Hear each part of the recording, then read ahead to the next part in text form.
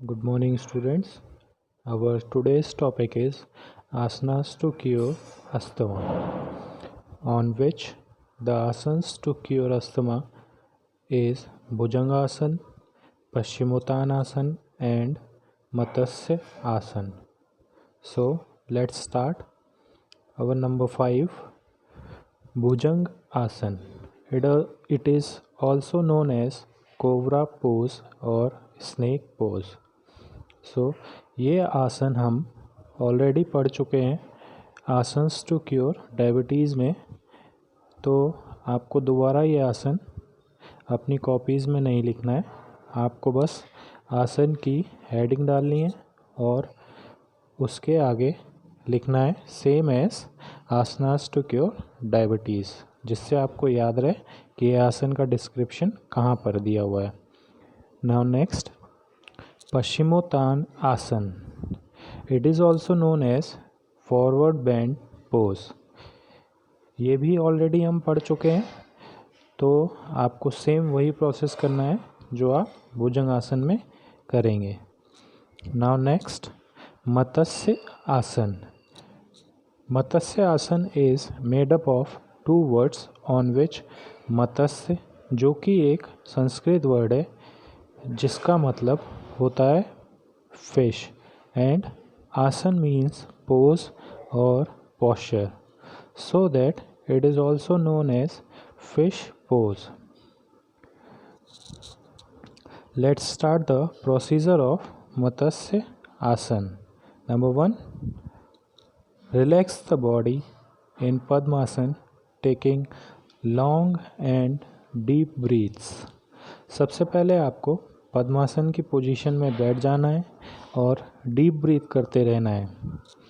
Next, slowly move the body backward, placing the right elbow and forearm on the floor carefully. Follow the same with the left arm. Second में आपको धीरे धीरे अपनी body को right और left elbow and four arm की मदद से पीछे की तरफ नीचे ले जाना है। राइट आर्म और लेफ़्ट आर्म आपको सपोर्टिव हैंड सपोर्ट करेंगे, जिससे कि आपको पीछे जाने में प्रॉब्लम ना हो। Third, taking the support of elbows and four arms, slowly lower your body, placing the crown of the head on the floor. जब आप अपने एल्बो और फोरआर्म की हेल्प से बॉडी को नीचे ले जाएंगे, तब आपको अपना अपर पार्ट ऑफ हेड, जिसको हम क्राउन ऑफ हेड बोलते हैं, उसको फ्लोर से टच करवाना है। Fourth, arch your back as much as you can, hold the feet with your hands. जब आप अपने हेड को फ्लोर से टच करवा लेंगे तो आपके पोज में एक आर्क बनेगा। उस आर्क को जितना अच्छा आप कर पाएँ अपने हेड को बॉडी के क्लोज लाकर उतना अच्छा करें। और ये ध्यान रखें कि स्पाइन, नेक और अदर बॉडी पार्ट्स पे ज़्यादा प्रॉब्लम ना हो या कोई ज़्यादा पेन ना हो रहा हो। उसके बाद आपको अपने हाथों से अपने पैरों के टो को होल्ड करना है, और नहीं हो पा रहा है अगर टोज़ होल्ड, तो आप सिर्फ टो को टच भी कर सकते हैं। Fifth, ensure your head is placed comfortably, don't put weight on it, simply place it on the ground. जब आप पॉस्चर में पहुंच जाएंगे तो आपको ये ध्यान रखना है कि आपका जो हेड है वो कंफर्टेबल है या नहीं है। अगर वो नहीं है तो आपको उसको कंफर्टेबल पोजीशन में लाना है, जिससे कि आपके हेड पे ज़्यादा वेट ट्रांसफ़र ना हो। Sixth, close the eyes and relax the body, take slow and deep breaths, hold the final pose for a few second. अपनी आइज़ को क्लोज करें और धीरे धीरे इनहेल एक्सहेल करें और कुछ देर के लिए इस फाइनल पोजीशन को होल्ड करें और जितना हो सके उतना ज़्यादा इसको होल्ड करने की कोशिश करें। 7th, exhale and reverse the movements one by one to release the posture. Relax in Padmasana for a few seconds. सांस को बाहर छोड़ते हुए आपको अपनी बॉडी को वापस से पद्मासन में लाना है। तो उसके लिए आपको जो आपने सीक्वेंस में आसन को लगाया है उसको रिवर्स कर देना है, जिससे कि आपकी बॉडी रिलैक्स हो जाए और ज़्यादा पेन ना आए और वापस से आप पद्मासन में आ जाएं। जब आप पद्मासन में आ जाएंगे तो आपको वहाँ पर कुछ देर के लिए रिलैक्स करना है और थोड़ी देर के लिए कंसंट्रेट करना है। Now see the benefits of matsya asana. Number 1, highly beneficial in curing abdominal ailments and constipations.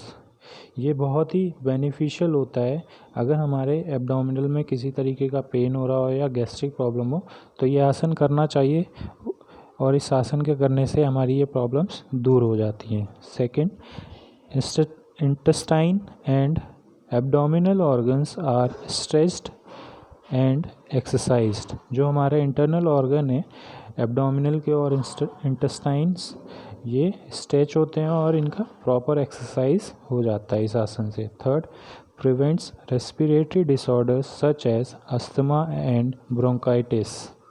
ये हमारे रेस्पिरेटरी डिसऑर्डर जैसे कि अस्थमा और ब्रोंकाइटिस हैं उनको दूर करता है। Fifth, elevates back pain bye improving the blood circulation in the spine. ये हमारे बैक पेन को दूर करता है स्पाइन में ब्लड सर्कुलेशन का फ्लो बढ़ा के। Sixth, stimulates the functioning of pelvic region by increasing blood flow in this area. ये हमारे पेल्विक रीजन में ब्लड फ्लो इंक्रीज करता है जिससे कि जो हमारे पेल्विक गर्डल हैं उनका फंक्शन अच्छे से होता है। Seventh, improves the functioning of thyroid gland and develops strong immune system। ये हमारे थायराइड ग्लैंड का फंक्शन भी इम्प्रूव करता है और हमारे इम्यून सिस्टम को स्ट्रॉन्ग बनाता है। Now see the contraindications of matsya asana. Number 1, lower and raise the body in and out of the final position very slowly and carefully, taking the support of elbows. Rushing this movement may easily result in a spine or neck injury।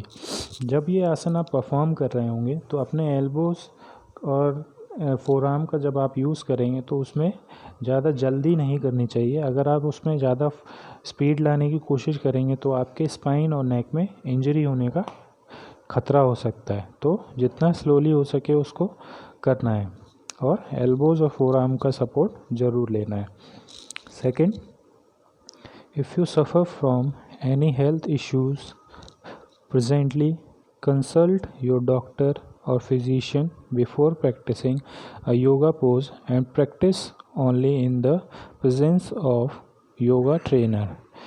अगर आपको presently कोई disease है, high blood pressure, low blood pressure या heart disease है, XYZ अगर body में या नेक spine में कहीं पेन हो रहा है तो आपको ये आसन बिना डॉक्टर की परमिशन के नहीं करना चाहिए और जब डॉक्टर परमिशन दे दे तब भी आपको किसी योगा ट्रेनर या फिटनेस ट्रेनर के प्रेजेंस में ही आसन की प्रैक्टिस करनी चाहिए।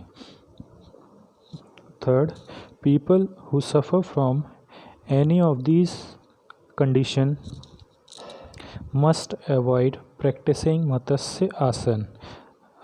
माइग्रेन, बैक और neck injury, peptic ulcer, heart disease, hernia, high और लो ब्लड प्रेशर।